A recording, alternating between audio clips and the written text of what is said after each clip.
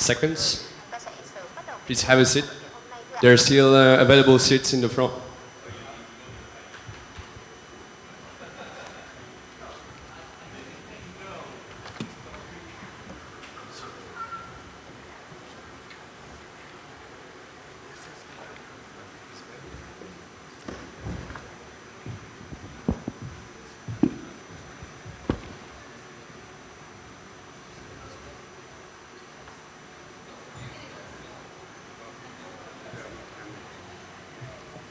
Good morning. I would like to invite the panelists also to come, and after I do the presentation here, we are going to start in less than 1 minute.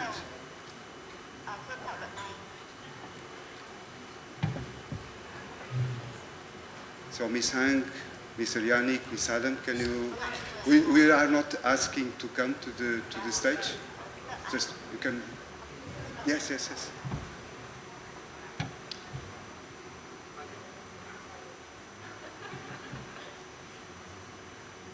I think it's easier, and after we do the presentations here. Where should I sit? Beside of me. Oh, thank you.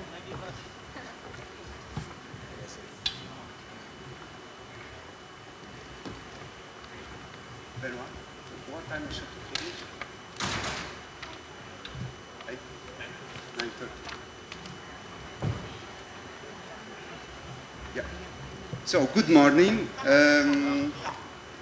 We have almost our panelists. I'm going to introduce them after. I would say that we are going to start now. I understand that we have some traffic jam in Hanoi, so all attendants will maybe arrive a little bit late. Anyway, so my name is Sergio Pereira da Silva. I'm the Vice Chairman of the Green Growth Sector Committee and the head of the Sustainability Buildings and Cities Working Group. It is my pleasure to welcome you to the panel discussion of carbon net zero building in Vietnam. I'm honored to here today to address this crucial conference with such distinguished panelists, which is comprised by a representative of the Vietnamese government, Mr. Tin, Mr. Yannick, independent consultant to ADB, and after you do your statement. Miss Phan Hang, chairwoman from VGBC. Mr. William Badger, international developer in education from Concordia. Miss Trim Lam from BlueScope. Mr. Michel Cassang from Archetype, international architecture company. So, as you know, Vietnam has set an ambitious target to achieve net zero carbon emissions by 2050. This conference plays a vital role in charting a path towards a sustainable and resilient future for Vietnam, of course. So today what we are going to discuss is the carbon net zero buildings in Vietnam, how we can achieve it, with some players in the market in Vietnam, with some experience that they can bring it, and some recommendations. So, I will start to ask the panelists to introduce themselves, what they can talk about their scope in Vietnam, what they are doing, and after we start officially the conference. Thank you. Maybe Michel, can you start to introduce yourself and what you are doing in Vietnam? Okay. Yes, thank you, Sergio. Good morning, everyone. Sorry, I'm a bit late. My name is Michel Cassang. I'm the managing director of Archetype Vietnam, Cambodia, and Laos. I'm also the recently been elected the chairman of the construction committee at Eurocham, and preparing the white book for next year also on those type of issues and other one that the real estate sector needs to implement in Vietnam. Thank you. Thank you, Michel. I will ask Yannick. Okay, good morning, ladies and gentlemen. My name is Yannick Millet. I've been living in Vietnam for more than 20 years, working in the construction sector for almost 20 years. And I had the chance to lead the Vietnam Green Building Council 10 years before, and since then I've been working on international development projects to help mainly the Ministry of Constructions pushing forwards the energy efficiency agenda. So I'm still involved in the VGBC and trying to push for now all net zero carbon and green building. Thank you very much. William? Hi, I'm William Badger, Director of Community Outreach with Concordia International School in Hanoi. We are a member of the Green Growth Sector Committee of Eurocham. Concordia is, I believe, the only certified green building school in Vietnam. One building is Lotus Gold, and another building, which is under the Vietnam Green Building Council, and another is LEED Silver. LEED is from the U.S. Green Building Council. And I'll be sharing a little bit about sustainable design, sustainable operations, and energy efficiency. Thank you, William. Ms. Hang? Hello, good morning. I'm Hằng from Vietnam Green Building Council, and thank Concordia for using our certification. So probably you know about the Lotus certification for the green building in Vietnam, and it is the certification developed by the Vietnam Green Building Council. Thank you. Mr. Tin? Good morning, everybody. My name is Thinh from the Department of Science, Technology and Environment of the Ministry of Construction of Vietnam. Our department is focal point of environmental protection and the climate change of the MOC. And we also promote the green building. And thank you for Eurocham and Mr. Sekzo had invited me to this conference. Thank you. Thank you very much. Yeah. Good morning. My name is Trinh. I'm from BlueScope, the steel material factory company. And I'm very glad when today I can sharing something because the steel industry is very have the bad perception about the carbon emission, right? So I would like to sharing something and to show that everyone can do, yeah, even steel material factory, yeah. Thank you. Thank you, Mr. Adam. Good morning, everyone. I'm Adam Corral. I've been in Vietnam for 20 years, mainly focused on international trade and investment for Vietnamese corporations and international markets. Currently, I've been deployed by CT Group to lead their ESG Council for their Going Green 12 programs in the major sectors across Vietnam. And through that, we've moved to introduce a new entity, a carbon trading platform, to help our 60 companies and the nation of Vietnam connect and engage with carbon markets overseas. Thank you. Thank you very much. So basically, our conversation today is going to focus on 5 main topics. The first one will be the government policies and strategies in Vietnam. The second topic will be energy efficiency and renewable energy integration in the buildings, of course. Monitoring and reporting CO2 emissions will be another topic. We are going also to discuss sustainable construction practice, so that is also a very hot topic.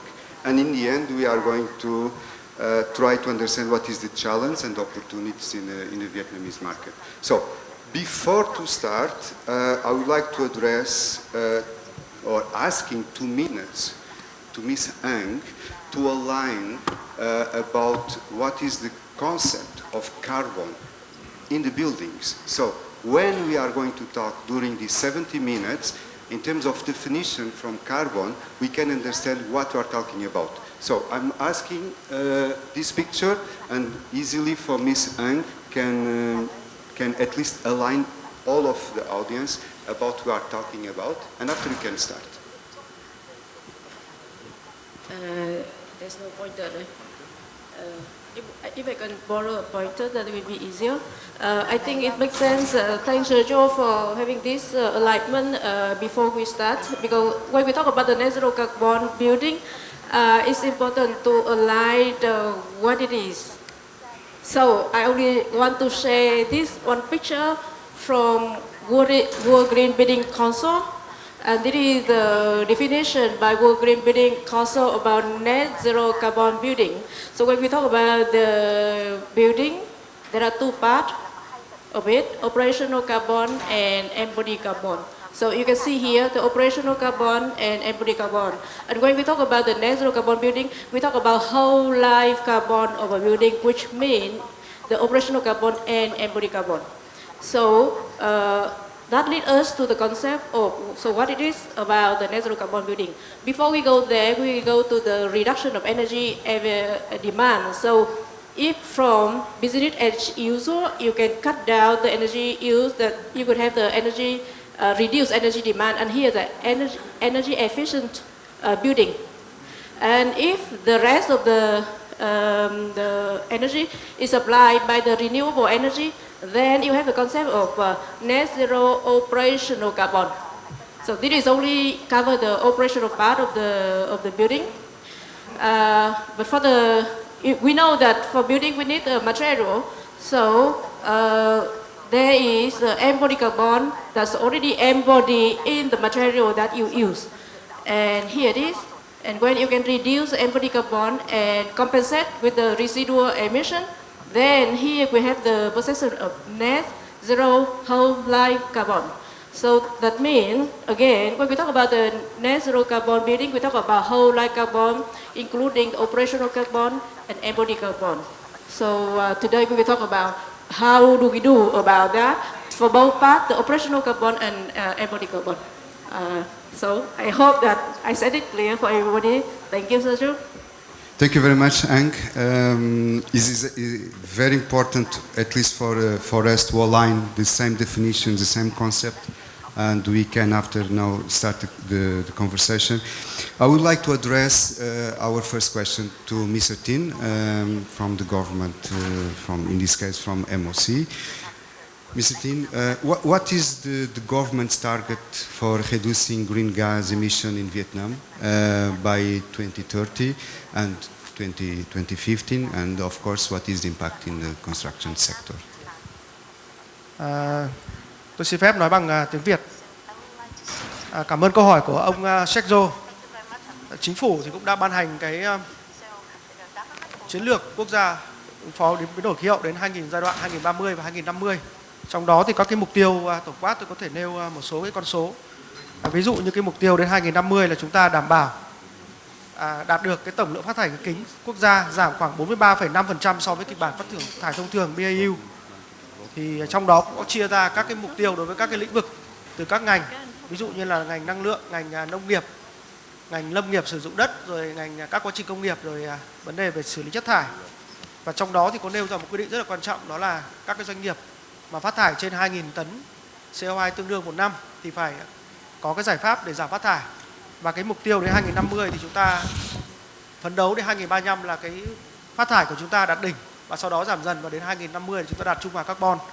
Thì trong đó có những lĩnh vực giảm rất là ấn tượng, ví dụ như là lĩnh vực năng lượng phải giảm 91% so với kịch bản thông thường. Thế và số các cái cơ sở mà phải kiểm kê khí nhà kính nó sẽ giảm xuống cái mức chỉ còn 200 tấn đã phải áp dụng các giải pháp giảm phát thải khí nhà kính. Còn đối với lĩnh vực xây dựng thì chúng tôi cũng chia ra các cái mục tiêu, trong đó ví dụ như đến 2030 thì 74,3% ngành xây dựng sẽ giảm 74,3 triệu tấn CO2 so với kịch bản thông thường, và giảm 25% khí nhà kính so với năm 2020. Rồi là các cái chỉ tiêu ví dụ như là 100% công trình tuân thủ quy chuẩn 09 2017 Bộ Xây dựng về tiết kiệm năng lượng, rồi 25% các cái đô thị mới đạt cái tiêu chí xanh phát thải thấp, và đến 2050 thì các cái mục tiêu nó cũng tham vọng hơn. Như vậy các quý vị có thể thấy rằng là quốc gia, tức là đối với Việt Nam, chúng ta cũng đã đưa ra các mục tiêu chung, và đối với các ngành cũng đưa ra các cái mục tiêu. Và theo tôi được biết thì hầu hết các cái bộ ngành, đặc biệt là các bộ kinh tế ngành như là công thương, giao thông, xây dựng, nông nghiệp thì cũng đều đã ban hành các kế hoạch hành động thực hiện cái cam kết giảm phát thải mục tiêu 2030 và 2050. Tôi xin hết ạ. Thank you very much. Also, I would like to address this question to Mr. Bachert in terms of, because you are a player in the private sector, and all the government policies and strategies can be an opportunity for the Vietnamese market, and taking account also that you are a developer in education, that you can boost also yourself, your company in Vietnam. Thank you, Sergio. And thank you, Mr. Tink, for sharing on the government strategy going forward. You know, as part of the government strategy, energy efficiency should really be remembered and considered as a key part of that strategy. So encouraging new construction to build in an energy efficient fashion, and also existing buildings. Every existing building can contribute to the government's push to reduce carbon emissions by 2030 and by 2050 by re-greening, by taking measures to continually reduce your energy output. So Concordia is an example of a developer, and in this case an education investor, who has invested up front in green technology and in green construction and in energy efficient design.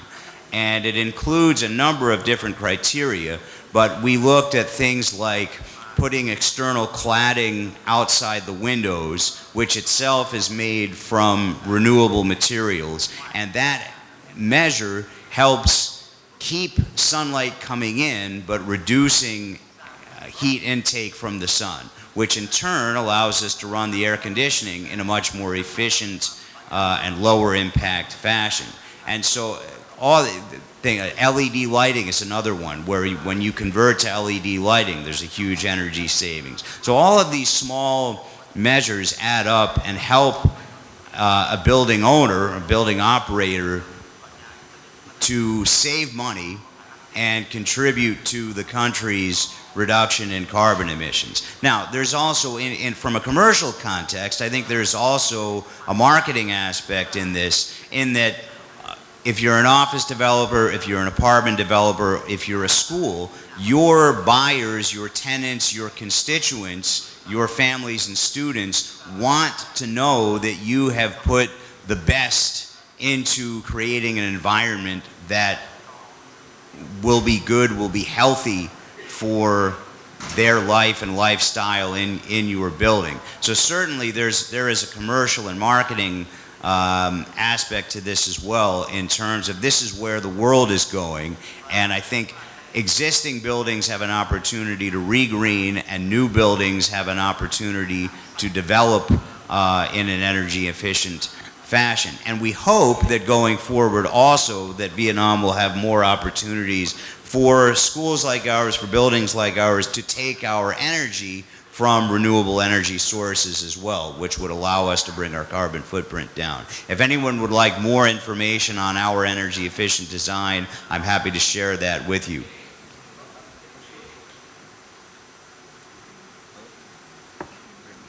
For sure that I'm going to ask you more about this detailed topic. Talking about net zero buildings, we need always talk about energy efficiency and renewable energy integration. Achieving net zero buildings emissions requires focusing in energy efficiency and integrating renewable energy source. VGBC, as you know, has a Lotus certification, which can be used as a reference for discuss now this topic. I will address the question to Mr. Yannick. What are some of the key challenges that Vietnam face to transitioning towards net zero carbon buildings, and how we can address it?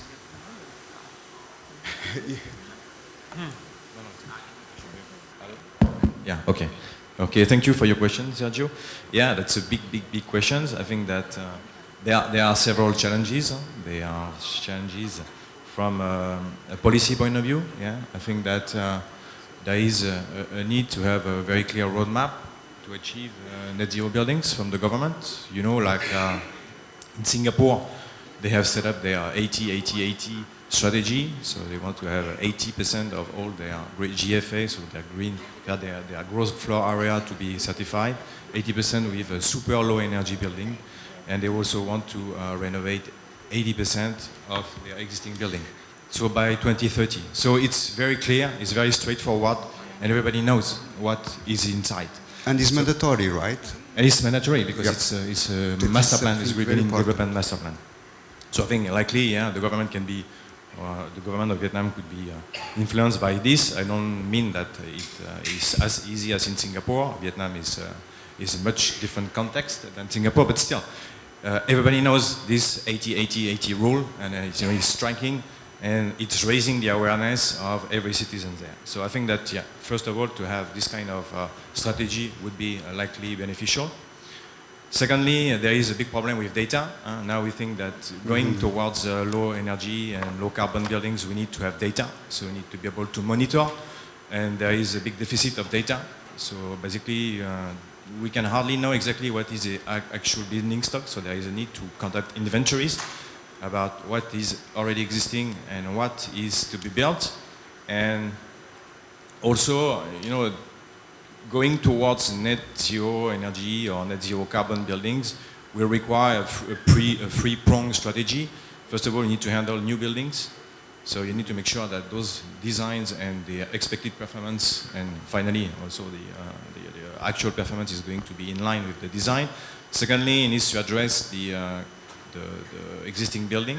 So there is a need also to record about the performance of those buildings, and we need also to know exactly what is the amount of energy or carbon which is embodied in material. So there is a need to deal with all those aspects, trying to get data about the energy intensity for building materials, about the energy intensity of existing buildings, and the expected ones for new buildings. In terms of also other potential problems to address is the lack of technical resources also on the ground. So there are more and more, I would say, designers who knows about green building. Net zero is another, I would say, step. It's a step beyond that. I think that there is a need to have a holistic approach when we design buildings.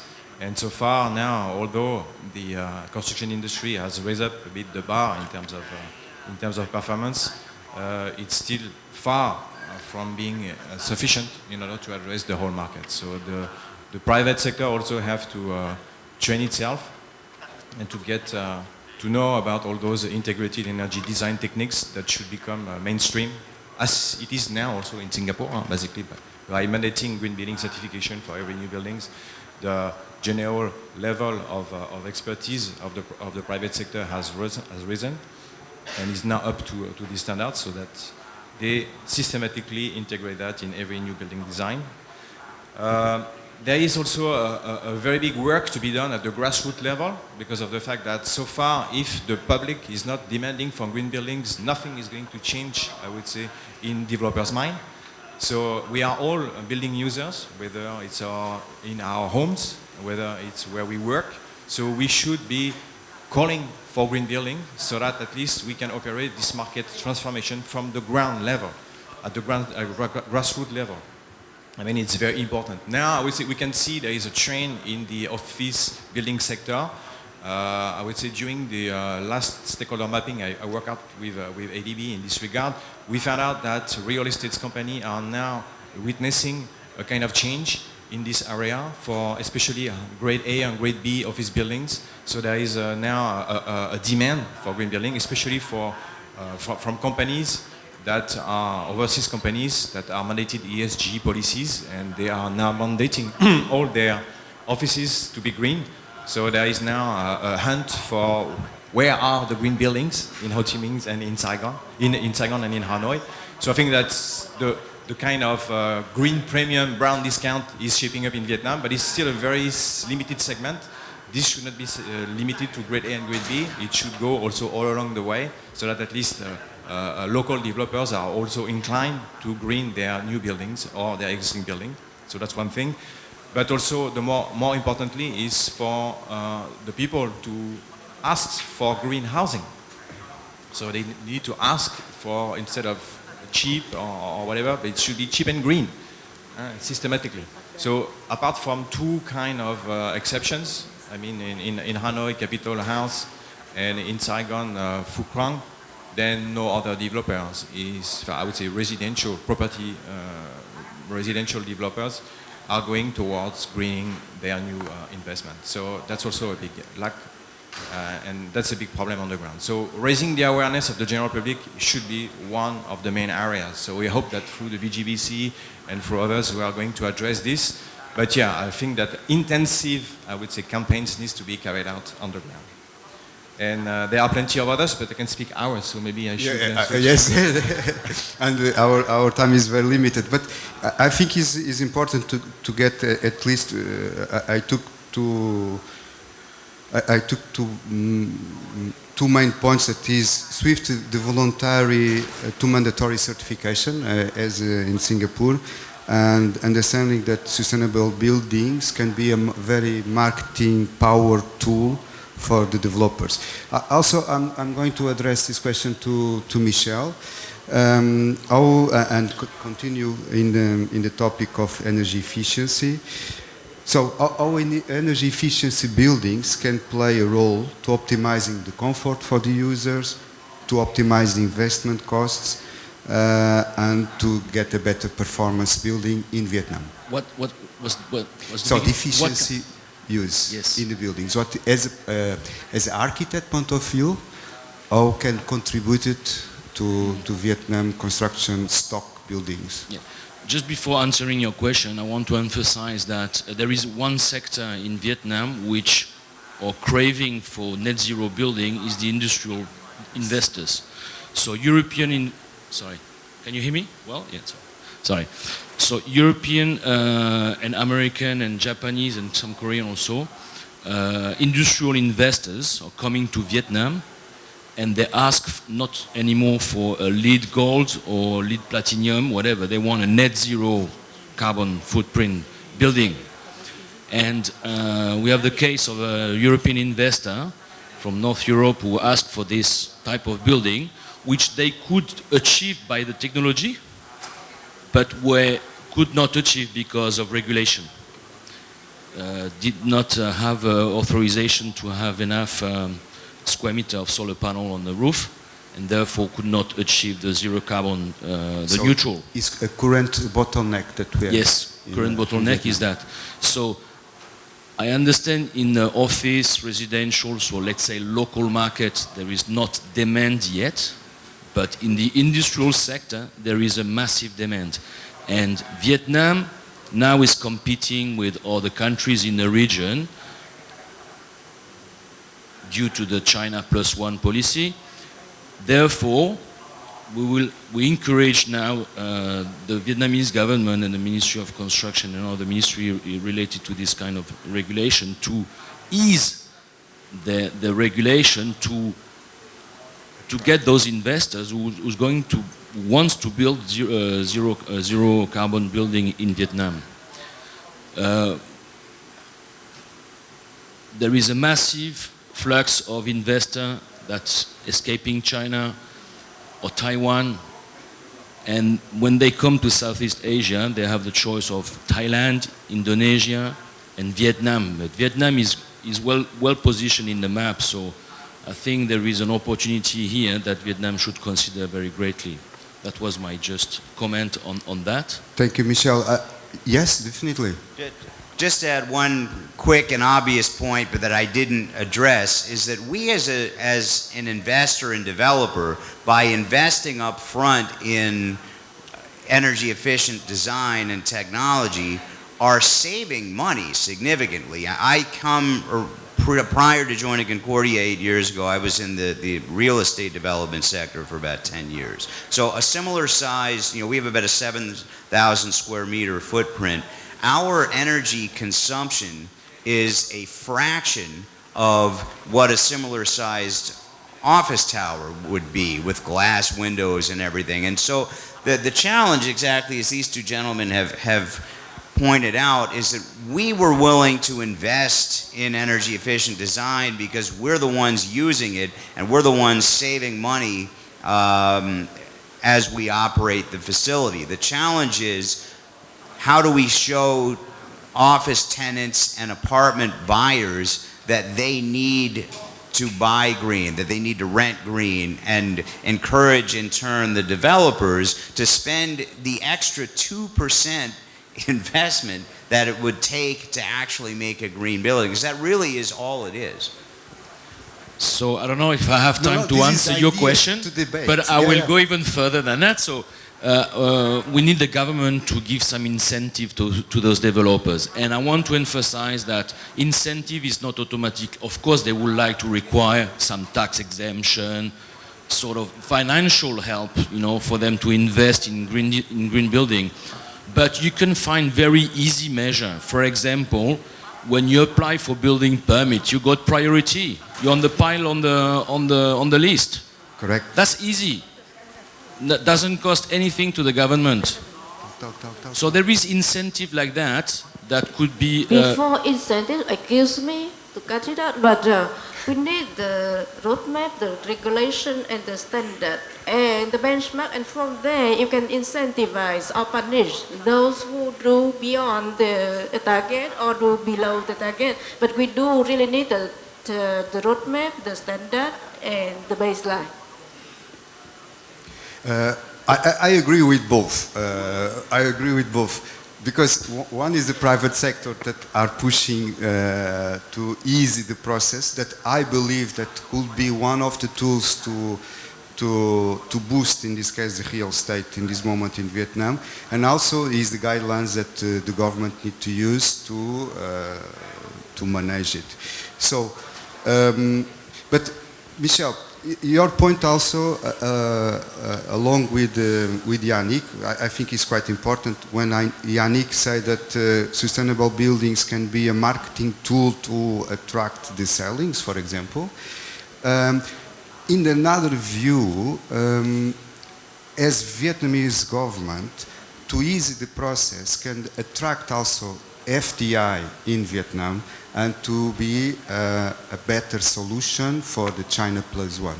So I think all of us are aligned to understand that the benefit of green building sector. Ms. Hang and Ms. Tin, I would like also to address an interesting question that what are some most promising policies and initiatives that Vietnam has implemented to support the development of sustainability in Vietnam? Also the low carbon buildings, and what are more needs, what is the needs to be done to achieve the net zero carbon emissions by 2050? Understood that we have the milestone for 2030. Yeah, thank you, Sergio. Để thúc đẩy các cái hoạt động về phát triển các cái công trình phát thải thấp cũng như là tiến tới net zero thì các cái cơ quan của chính phủ Việt Nam cũng như là các bộ ngành cũng đã ban hành rất nhiều các cái văn bản. Ví dụ như là chúng tôi có thể đến các cái, thứ nhất là những cái việc đã làm được trong thời gian qua. Thứ nhất là về hoàn thiện cái khung chính sách về thể chế liên quan đến bảo vệ môi trường, ứng phó biến đổi khí hậu. Thì chúng ta cũng thấy rằng là cái nội dung về ứng phó biến đổi khí hậu, giảm phát thải khí nhà kính là một nội dung rất là quan trọng trong cái luật bảo vệ môi trường 2020 cũng như là các văn bản liên quan. Cái thứ hai là cái cam kết rất là mạnh mẽ sau khi cái luật được ban hành năm 2020 thì của Quốc hội ban hành, thì chúng ta cũng thấy rằng là chính phủ đã cam kết tại COP26 và sau đó thì là một loạt các cái văn bản quyết định của Thủ tướng như là quyết định 888, quyết định 942 vân vân về phê duyệt cái chiến lược ứng phó biến đổi khí hậu. Thế rồi là các cái phê duyệt các cái nhiệm vụ giải pháp thực hiện các cái mục tiêu đã cam kết tại COP26, và các cái bộ ngành thì cũng đã ban hành rất là nhiều văn bản. Ví dụ như Bộ Xây dựng cũng đã ban hành được các cái roadmap, giống như chị Hằng hay là anh Yannick có nêu là cái roadmap rất là quan trọng, tức là cái lộ trình để chúng ta hướng đến cái mục tiêu net zero vào 2050. Trong đó chúng ta sẽ đưa ra các cái milestone, tức là các cái đích của năm 2030 và 2050. Cái việc thứ hai chúng tôi cũng cho rất là quan trọng, đó là vừa rồi chúng ta cũng đã thống nhất cái chủ trương để lồng ghép tất cả các yêu cầu về bảo vệ môi trường và ứng phó biến đổi khí hậu, giảm phát thải trong các chiến lược, quy hoạch, kế hoạch. Và nếu như các quý vị có theo dõi, chúng ta thấy là hiện nay là theo luật quy hoạch thì chúng ta đang xây dựng và cũng đã thẩm định được khoảng gần 100 các quy hoạch quốc gia, quy hoạch ngành quốc gia và quy hoạch tỉnh. Thì với cái 110 các quy hoạch này, chúng tôi thấy rằng là các cái nội dung quy hoạch cũng đã lồng ghép các yêu cầu về ứng phó biến đổi khí hậu, về xanh, về giảm phát thải khí kính trong các quy hoạch này, và hy vọng quá trình thực hiện nó cũng sẽ cụ thể hóa được các cái mục tiêu cho các quy hoạch.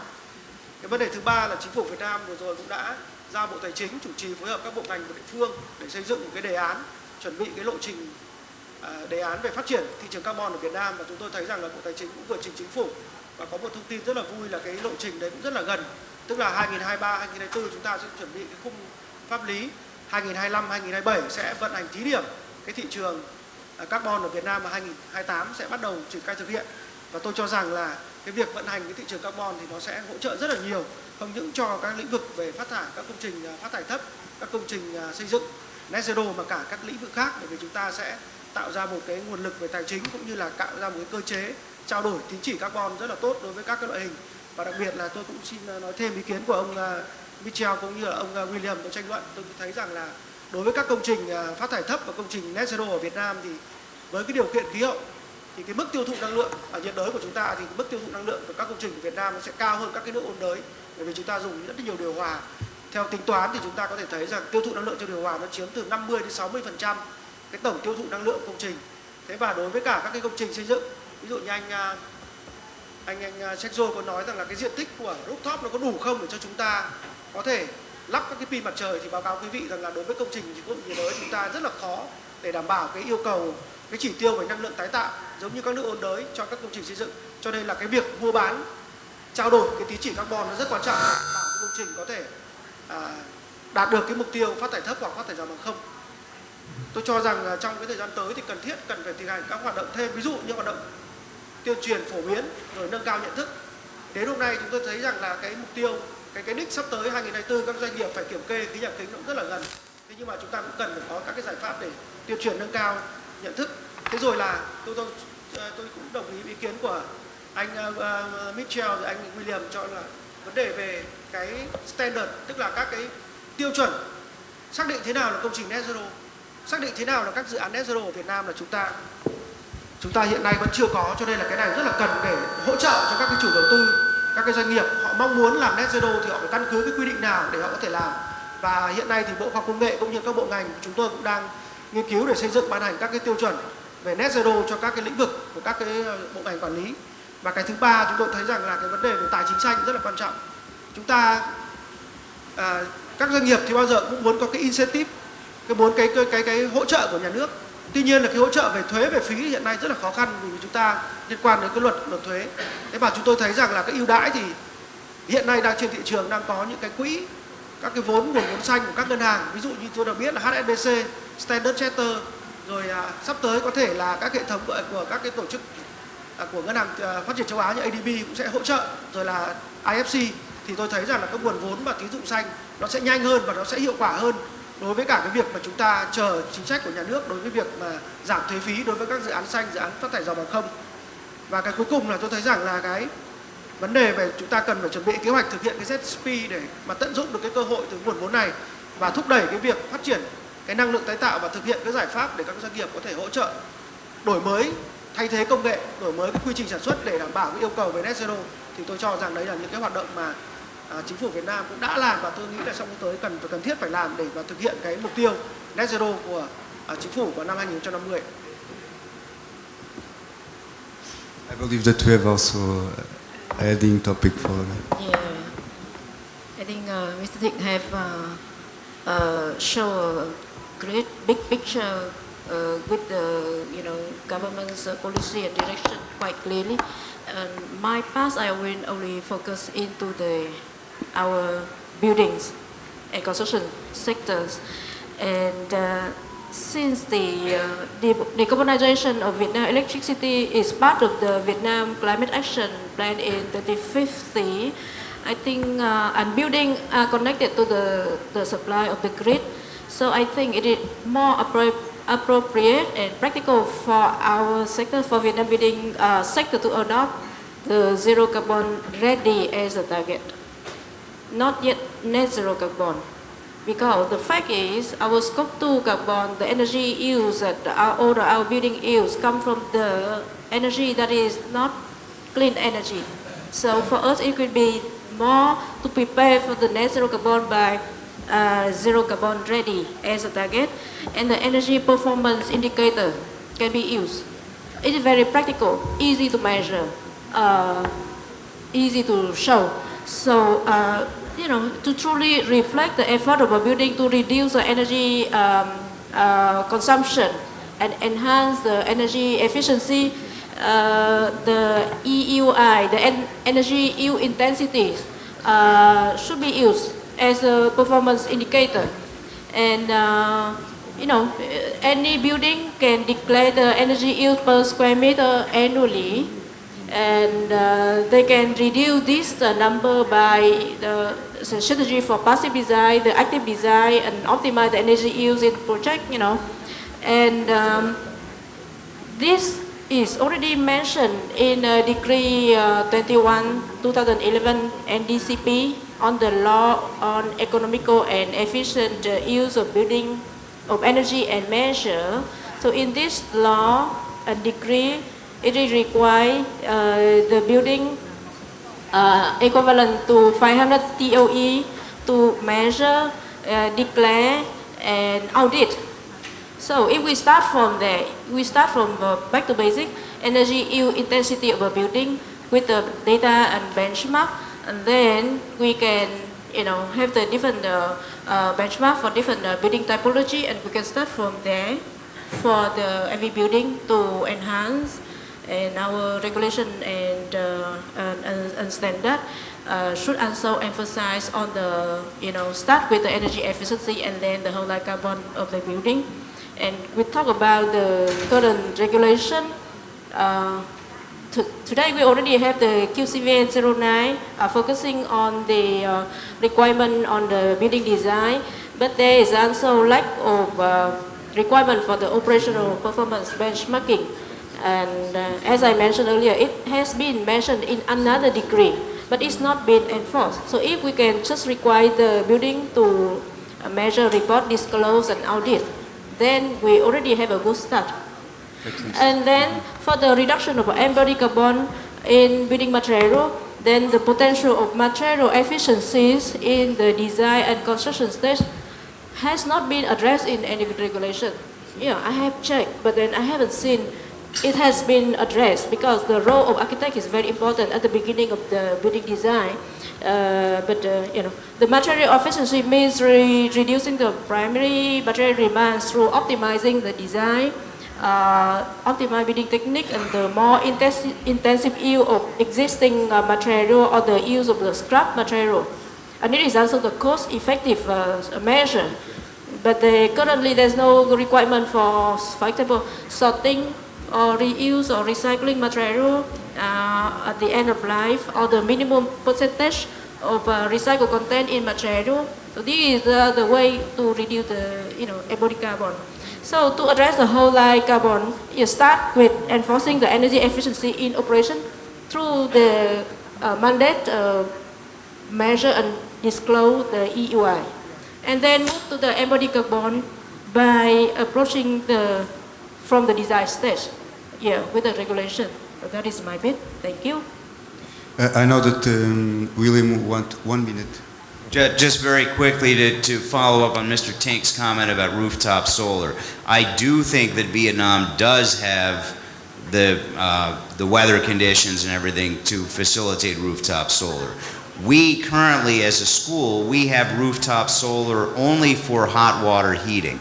We have, because of the nature of our building, which is wider than it is high, because of our land footprint, we have significant rooftop space, and when you combine that with our motorbike parking roofing, we have a lot of rooftop space that we would love to be able to install rooftop solar on. So, but we're sort of prohibited from doing it because of unclear regulation. So I sincerely hope that individual buildings like ours, that the door will open at some point for that opportunity.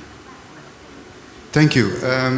We need to change the topic because we spend too much time in energy efficiency. I know that is important, but also we need to understand what is the monitoring and reporting the CO2 emissions. To track, because we are talking about tracking progress, right, for the net zero emissions, and it is essential to establish a system, as we are saying, to monitoring and reporting the CO2, because without the standards we could not achieve. So the Vietnamese Ministry of Science and Technology has adopted the ISO standards, as also you mentioned, for calculating and reporting carbon footprints, which can be discussed in the context of net zero buildings. So I would like to ask Mr. Tin, what are some of the most promising policies for this concern, for how we can address the reporting of CO2 emissions, and after also Ms. Ang.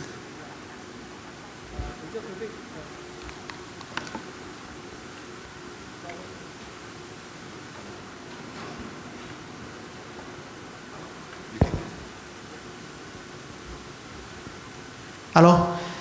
Theo quy định của Nghị định 06/2022 cũng như là quyết định 01 thì có các doanh nghiệp, các cái cơ sở mà sử dụng tiêu thụ nhiều năng lượng cũng như là phát thải nhiều CO2 sẽ phải kiểm kê vào bắt đầu từ năm 2024. Thế thì để thực hiện cái quy định này thì Bộ Tài nguyên Môi trường cũng như là các bộ ngành cũng đã và đang xây dựng các cái quy định liên quan đến việc hướng dẫn kiểm kê phát thải khí nhà kính, trong đó bao gồm các quy định cũng như là các cái biểu mẫu. Thì đối với ngành xây dựng chúng tôi là các cái công trình mà tiêu thụ năng lượng lớn thì phát thải CO2 cũng lớn và sẽ phải kiểm kê. Và hiện nay thì Bộ Xây dựng cũng đang xây dựng các cái biểu mẫu cũng như là các cái MAV để mà giám sát đánh giá cái kết quả kiểm kê của các doanh nghiệp. Thì chúng tôi được thấy rằng là cái quy định của chính phủ Việt Nam thì trước hết là chúng ta thực hiện ở các doanh nghiệp lớn, sau đó thì sẽ mở rộng trong một gian sau đó thì sẽ mở rộng đến các cái doanh nghiệp mà có cái mức tiêu thụ năng lượng thấp hơn cũng sẽ phải kiểm kê khí nhà kính. Thế thì để thực hiện cái việc này thì chúng tôi thấy đây là vấn đề rất là mới, và chúng tôi được biết là nhiều doanh nghiệp hiện nay cũng đang rất là lúng túng trong quá trình thực hiện cái việc tự kiểm kê này. Và các bộ ngành và Bộ Xây dựng thì cũng đã biết cái việc này và đang tổ chức các cái hoạt động. Thứ nhất là việc hướng dẫn cái cách thức kiểm kê, đo đạc rồi báo cáo. Cái thứ hai là cái việc mà chúng tôi cũng sẽ sau cái quá trình kiểm kê thì cái việc kiểm kê là chúng ta sẽ có các database.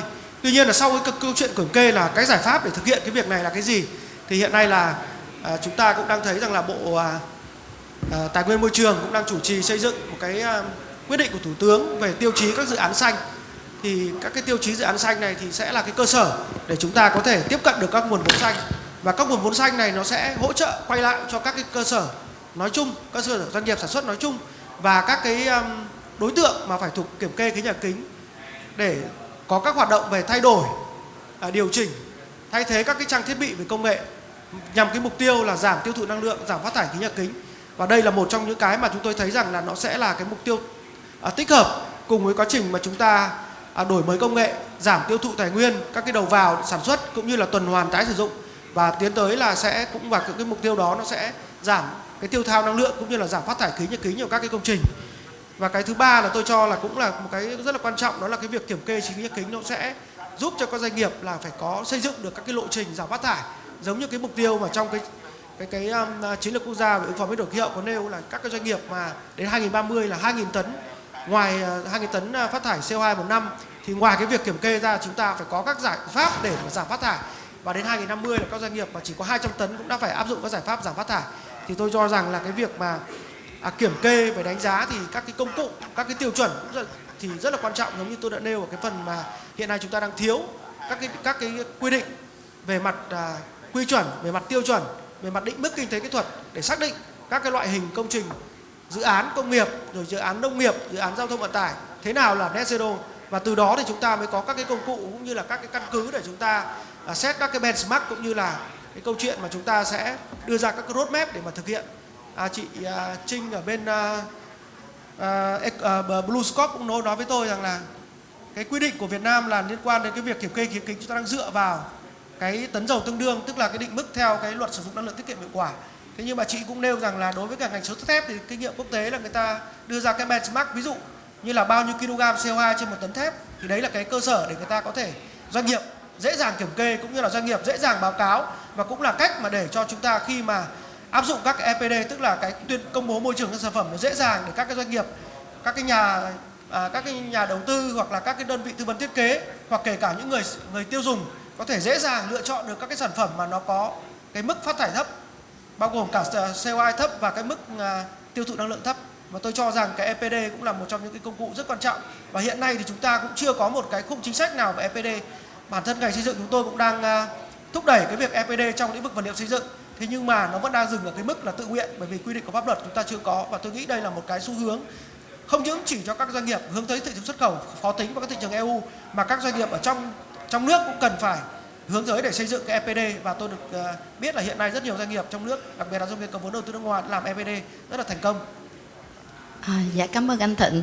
Thì vừa rồi anh Thịnh có đề cập đến cái việc là khi mà ngành của mình là BlueScope là thép thì phải khai báo phát thải, và cái đơn vị mà hiện tại mình đang theo Bộ Công Thương và Bộ Tài nguyên Môi trường á, là nó là TOE. Và nó không rất là lúng túng khi mà doanh nghiệp mình phải khai báo theo cái hướng đó. Và thật ra rằng là Trinh nghĩ rằng là mình nên xem xét lại cái đó, tại vì nếu như mình làm theo cái hướng đó thì nó sẽ khó cho nhiều doanh nghiệp và cho người tiêu dùng, khi mà người ta muốn biết là cái vật liệu, cái sản phẩm họ sử dụng á, là phát thải bao nhiêu carbon, thì theo cái đơn vị đó thì họ cũng không thể nào biết được. Và hiện tại là doanh nghiệp sẽ khai báo cũng rất là lúng túng. Hiện tại khi mà BlueScope mình nhận được cái template mà anh Thịnh vừa đề cập của Bộ Công Thương và Bộ Tài nguyên Môi trường, thì mình thấy rằng là hai cái template nó khác nhau. Thành ra rằng là Trinh nghĩ rằng là BlueScope, cái view của BlueScope là khi mà mình có thể nào có một cái alignment giữa tất cả các bộ, các ngành, các ban ngành để mình thống nhất cái cách đo lường dễ nhất và một kiểu thôi. Dù ai yêu cầu BlueScope làm thì nó sẽ là một kiểu và một đơn vị dễ dàng, dễ tính toán, có thể sử dụng cho người tiêu dùng đầu cuối luôn. Dạ cảm ơn ạ.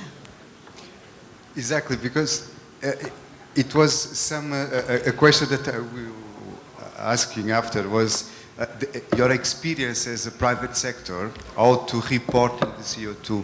In this case, and you are reporting for two agencies in the government, right? With the different templates. So it's a very difficult way to do it in Vietnam, right? Yeah. Okay. So anyway, let's change the topic. Talking now about sustainable construction practice, and also I'm going to address to you a question. Just taking note that the green buildings practice, such as passive design, as mentioned by Michel, as an architect, reducing energy consumption, as mentioned by Yannick, or saving resource, are crucial to achieving net zero emissions. Ms. Trimlam, what are of the most effective strategies that BlueScope is doing to have a reduction of emissions in your private sector? Thank you for our strategy. We focus in a very simple 3R. The first one is reduction. The second one is renewable, and the last one is the recycle. Yeah, and for the first one, for the reduction and renewable, we apply into our operation process, and we set very clear goal for the GHG emission reduction from 2018 to 2030, and from 2030 to 2050. Yeah, and we do many. We have the target for our corporation, reduce around 23% in 2030 and 50% in 2050, and we will reduce energy consumption. That is the first one, and install solar energy for admin office and canteen. We do that last year already, and we optimize production process and temperature setting for our line condition. And in 2025 we target we will install the new solar solar system in the rooftop to reduce 11% CO2 emission. And on top of that, maybe in 2030, we will change a little in our technology, in our production line, to reduce the gas and energy when we do something in our oven. Yep. So we can reduce more energy. Yep. Thank you very much. Also, Michel and Yannick, I would like to address this because we are talking about the construction, sustainable construction practice.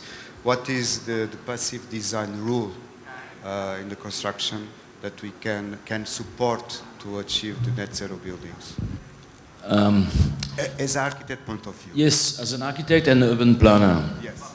Because I think in terms of, as I said before, in terms of building technology, we can achieve now net zero building itself. So it's possible. We have it. We have the technology to do it. I think now we have to consider also the urban planning. You know, when you're planning the development of a city, make sure that the air is flowing correctly, so you can have a building which can use natural ventilation, for example. The problem is with some urban design regulation is difficult. So I think we have to think global in terms of, not global, sorry, not the planet, but the urban design is part of the building for me, okay? There is a strong correlation between the two. I think that's the first point. Second point, I think, is the awareness. You know, I think people need to be. They need to ask for it. They need to fit it needs to come from the demand in the sector. And for that, COVID helped a lot, because during COVID, people were living and working in the same space, and we never design space for both activities. And now some developers start to realize that maybe we missed something, or we went too far in terms of not providing outdoor spaces, for example. So if Vietnamese people stop buying apartments without big balcony, for example, the developer will start to put balconies, you know. On the government side, the Ministry of Construction can, for example, waive off the calculation of the GFA when it's a balcony, and that will also help, because some developer told me, if I put a balcony, I mean, there is certain regulation in architecture where the balcony count as a GFA, and then they all restrict with the GFA, and GFA for a developer is revenue. It's money. So, again, there is some very simple regulation that the government can change that will not affect the sector at all. It will help the developer to build bigger balcony and to allow cross ventilation, for example. In Hong Kong, for example, or Singapore, it's compulsory to have every room to have a windows to allow cross ventilation. So there is some. It's important to note that, sorry to interrupt you, because we can design rooms without windows in Vietnam. Yes, you can. The code. I do not, but I refuse. Yes, of course. But the code allows this. So this is something that yes. you could address, because yes. it's not suitable. Yes, correct. So it's not about technology, it's about awareness and also regulation. Yeah. This is a passive design, exactly. Yeah, maybe Yannick can. Yeah, so if I can complement, I'm not an architect, but there are basic techniques that needs to be implemented on the ground by designers. So achieving net zero is like a three-step approach. First of all, is passive design, so it's to reduce the demand. So it's no technology, it's just good brain. Yes. Just good brain. So, and also, there is one problem in Vietnam is that designers are not paid the way they should be paid. They are paid like a commodity, so just like a percentage of the design, although they are the one to bring all the value of the buildings during operation. So this needs to change also in developers' mind. They need to consider the value of good design. And good design is going to be good passive design first. So by reducing the demand in terms of air conditioning, in terms of lighting, in terms of ventilation, then we save the costs and the sizing of the air conditioning system, of the lighting system. Let me, good design is, we are not talking about aesthetics. We are talking about some strategies. Yeah, exactly. So it's passive design.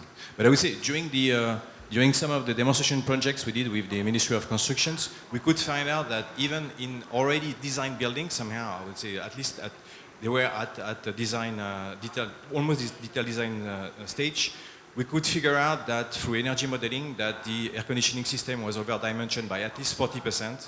And then the savings made on redesigning and resizing the air conditioning system would be paying for much better efficient glazing and putting some insulation on the roof.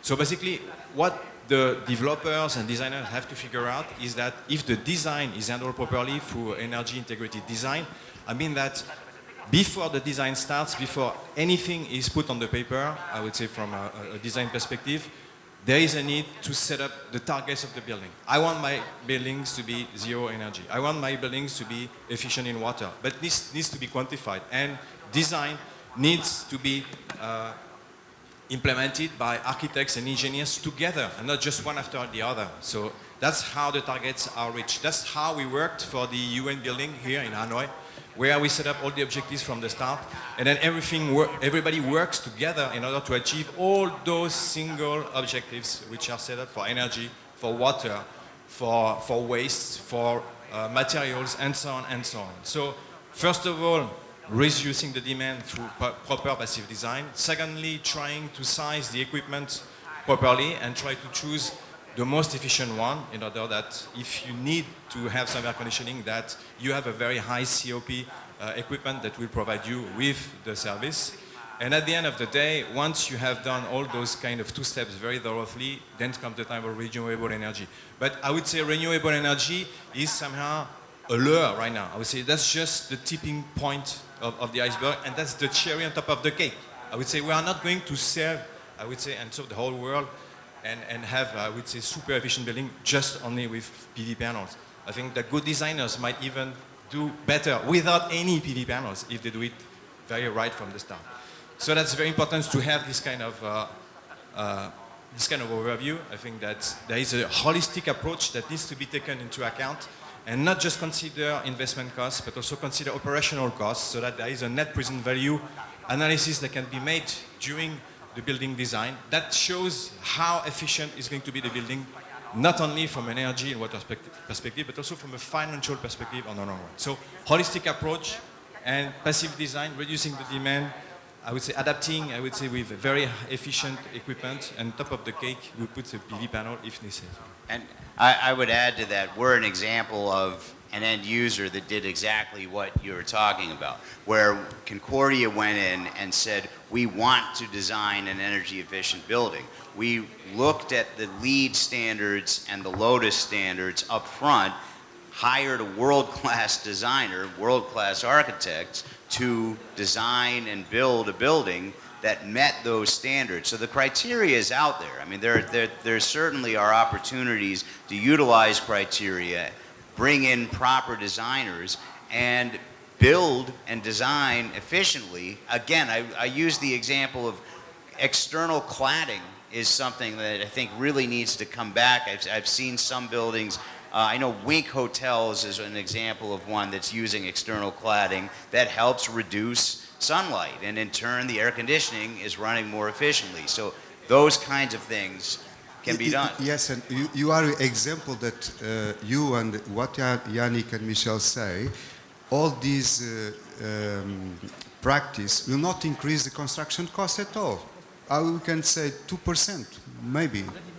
But it's about being deliberate from the beginning to say we want to design an energy efficient building. We're going to work with designers that can do that. We're going to utilize standards from Vietnam Green Building Council, from LEED, from Lotus, and making a building that is future-proofed. Because this is something that VGBC is also trying to advocate.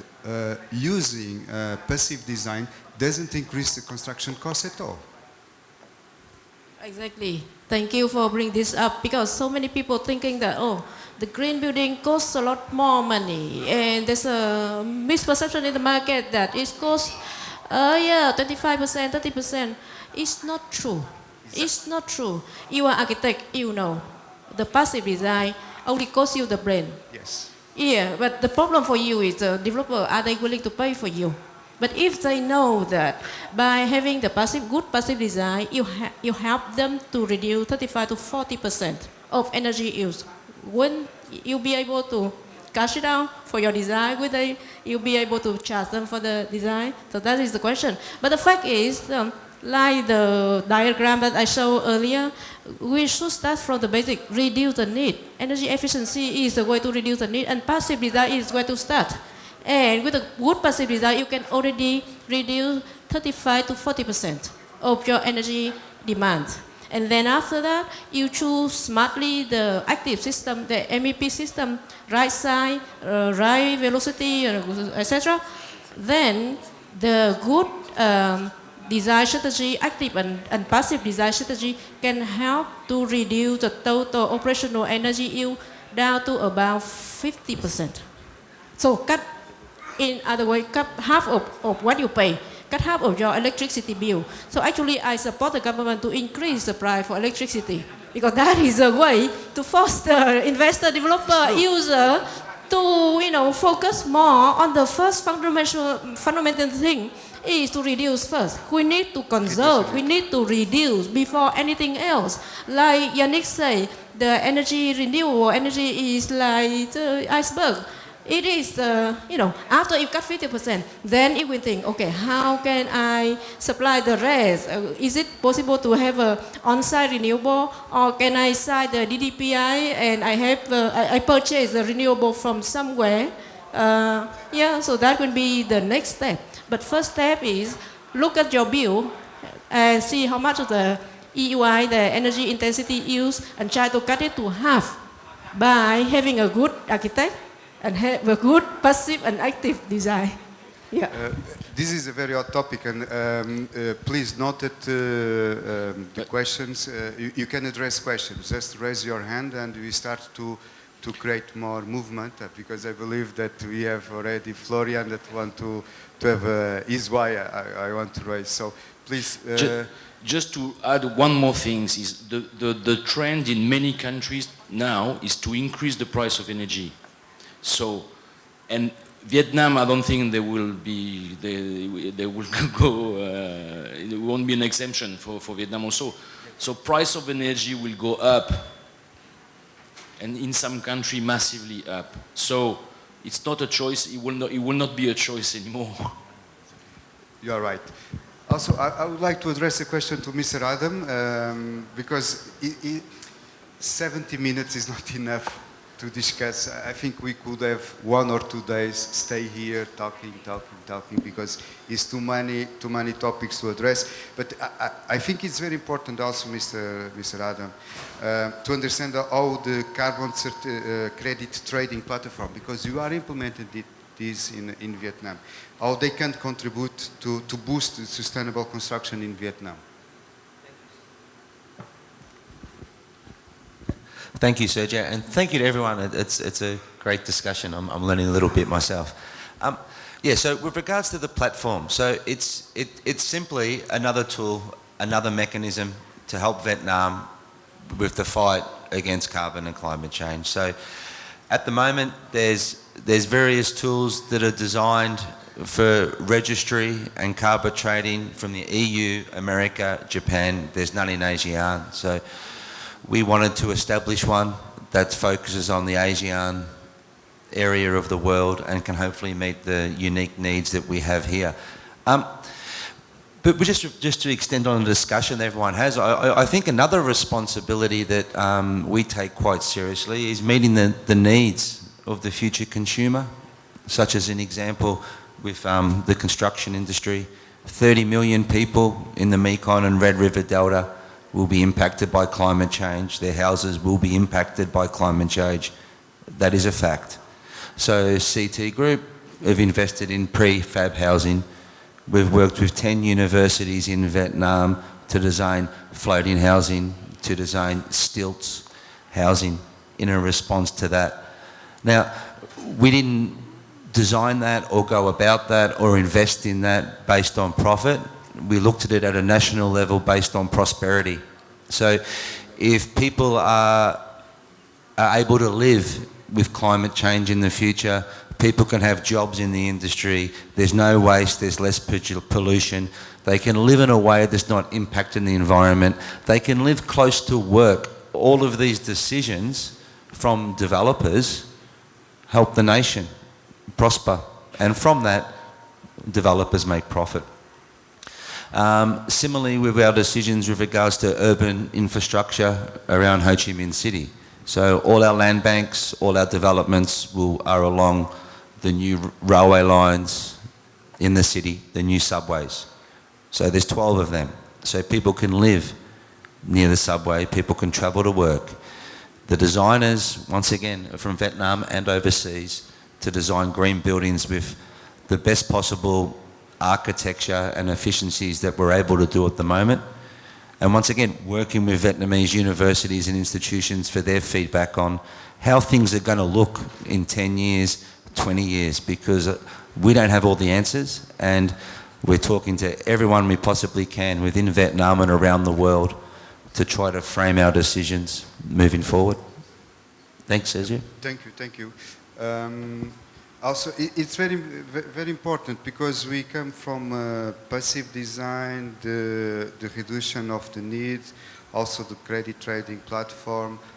That always a lot of tools that we can add to reducing. Please take note that you can raise your hand and make some questions to our panelists.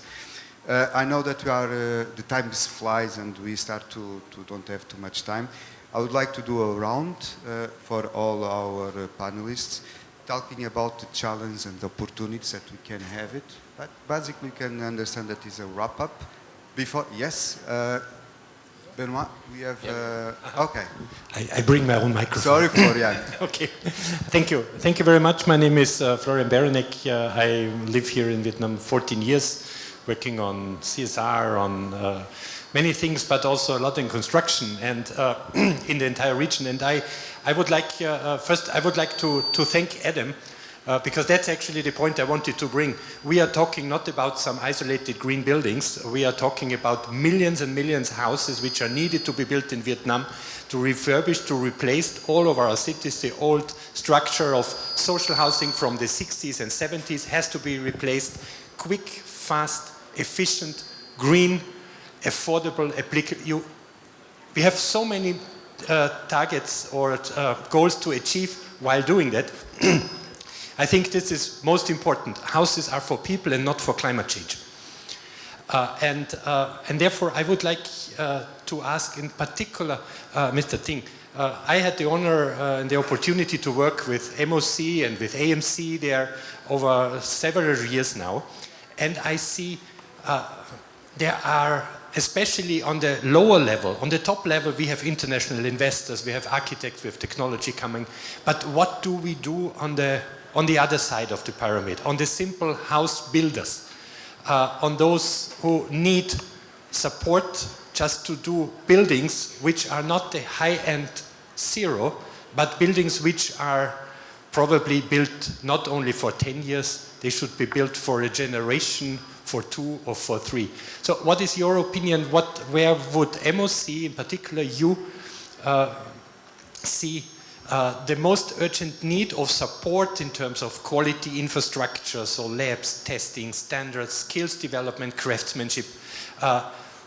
Where would you want to start, and would seek out also the support from the international community, which you have today also the opportunity to call, just squeeze them. Okay, thank you. Xin cảm ơn câu hỏi của ông. Tôi thấy rằng là cái quy định của pháp luật thì hiện nay là quy chuẩn 09/2017 chúng tôi là quy định đối với các công trình mà phải tuân thủ các quy định về tiết kiệm năng lượng thì là những công trình có quy mô từ 2.500 m² sàn trở lên. Thế nhưng mà đúng như ông nói là những cái người dân người ta sống trong các cái nhà ở hàng triệu căn hộ, hay là các nhà gọi là chúng ta gọi là nhà ở riêng lẻ, nhà hộ gia đình.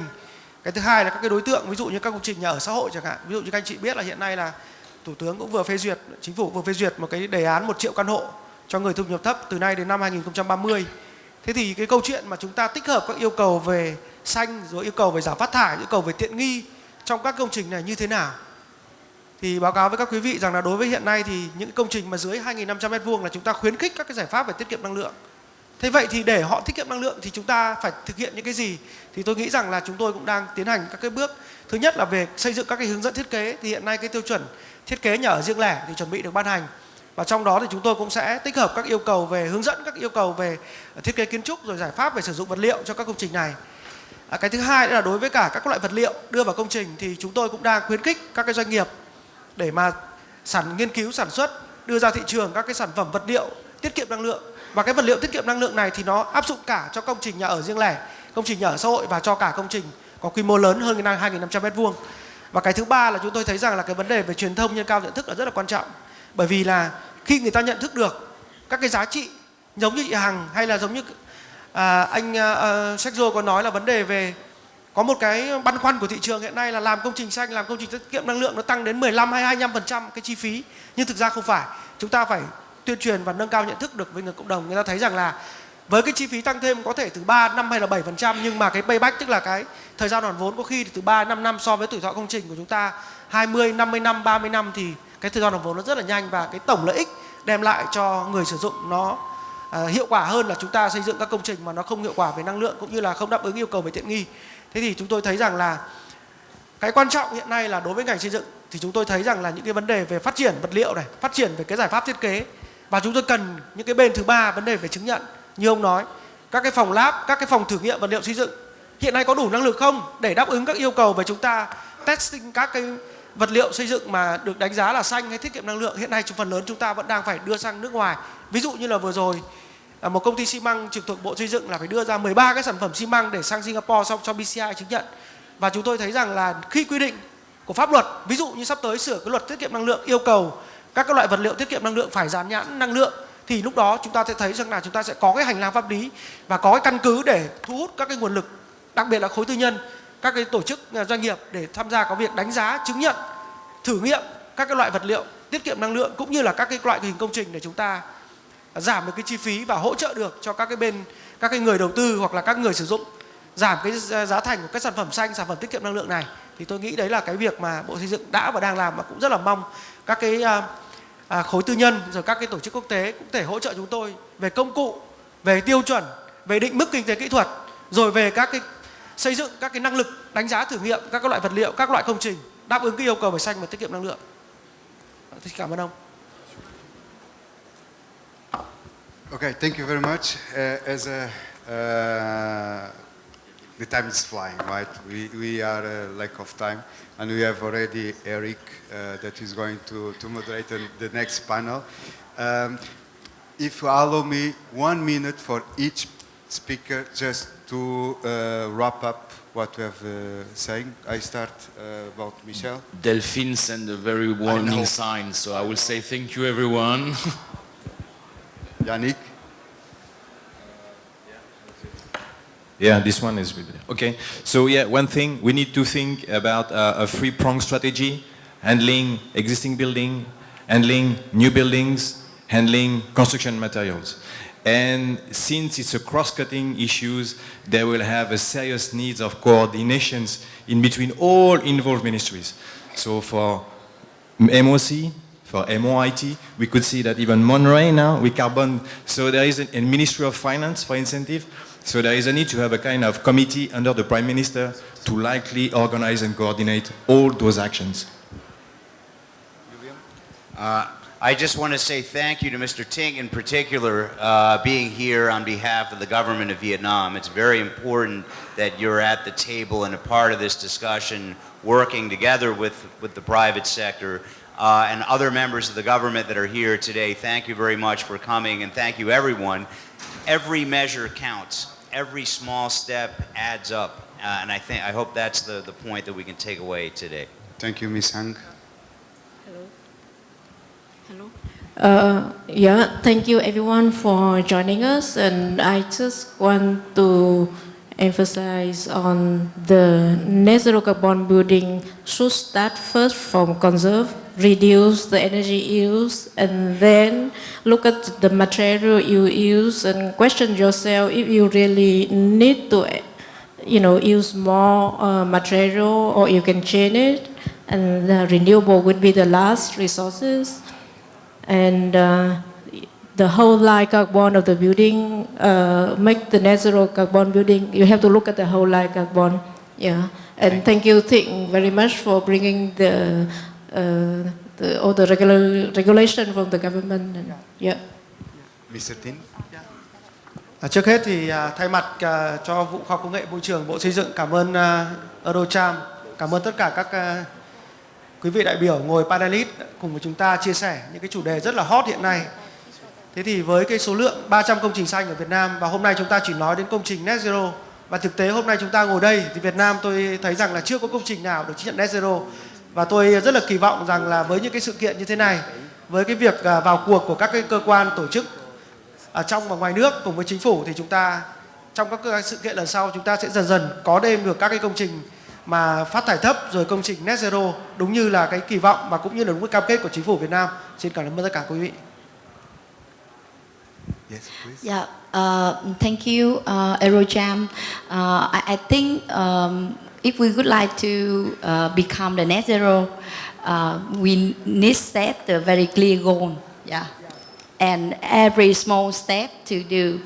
And of course, we need the support from government also. Yeah, thank you. Mr. Adam. Thank you. Yeah, as we have all learnt in recent times, there's so much change happening in the world. What we think today may be different tomorrow.